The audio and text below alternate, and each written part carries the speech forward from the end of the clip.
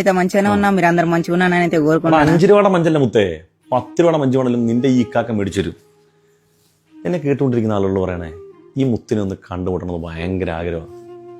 എവിടെ ഇവൻ്റെ വീടെന്ന് അറിയാം. ഇവനെക്കുറിച്ചുള്ള കഥ ഈ എടുത്ത് കേട്ടപ്പോളേ സത്യം പറഞ്ഞാൽ ഒരു വല്ലാത്ത നെഞ്ചടിപ്പായി പോയി. നമ്മുടെ പല വീഡിയോയുടെ അവസാനം കൊണ്ടുവന്ന് ചിരിപ്പിക്കുന്നു, എല്ലാവരും പൊട്ടിച്ചിരിക്കുന്നു. സത്യത്തിൽ ഇവനോടുള്ള കടപ്പാടിൻ്റെ കാരണം എന്താ അറിയാം, എന്തെങ്കിലും ഒന്ന് ചെയ്ത് കൊടുക്കണമെന്ന് ആഗ്രഹിക്കുന്നുണ്ടോ അറിയാം. പലപ്പോഴും പല ആളുകളും ടെൻഷൻ അടിച്ചിരിക്കുന്ന സമയത്ത് ഈ ചെക്കൻ്റെ ഒരു ചിരി കണ്ടിട്ട് ഒരു അല്പസമയമെങ്കിലും നമ്മുടെ മുഖത്തിൽ ചിരി വിടർന്നിട്ടുണ്ട് എങ്കിൽ ആ ഒരു നിമിഷമെങ്കിലും മനസ്സമാധാനവും സന്തോഷവും നമുക്ക് ഉണ്ടാകാൻ ആ പയ്യൻ്റെ ചിരി ഹേതുവായിട്ടില്ലേ. അപ്പം എന്തെങ്കിലും ഒന്ന് വാങ്ങിക്കൊടുക്കണമെന്ന് ഭയങ്കര ആഗ്രഹമാണ്. സത്യം പറഞ്ഞാൽ ആളെ ഒന്ന് കണ്ടു കിട്ടിയെങ്കിൽ ഒന്ന് കെട്ടിപ്പിടിക്കണമെന്ന് ആഗ്രഹമുണ്ട്.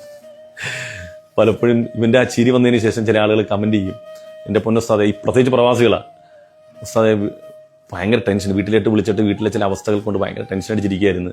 പെട്ടെന്ന് ഈ ചെക്കൻ്റെ ചിരി കണ്ടപ്പോൾ പൊട്ടിച്ചിരിച്ച് പോയെന്ന് പറയുമ്പോഴേ നമ്മളെയൊക്കെ വല്ലാതെ കൂടുകൂടാ ചിരിപ്പിച്ച് അവൻ്റെ ജീവിതഗാഥയിലേക്ക് പോകണമെങ്കിൽ ദാരിദ്ര്യത്തിൻ്റെ കൊടുമുടിയിൽ നിന്ന് ഒരു ചിരി കൊണ്ട് ഈ ലോകത്തെ വിസ്മയിപ്പിച്ചു എന്ന് മാത്രമല്ല, അവൻ്റെ ജീവിതത്തിൻ്റെ ഗതി തന്നെ മാറിപ്പോയിട്ടുണ്ട്. ഇപ്പോൾ ആളൊരു പുതിയ യൂട്യൂബ് ചാനലൊക്കെ തുടങ്ങിയെന്നും പറഞ്ഞുള്ള വീഡിയോ ആണ് ഈ വന്നത്.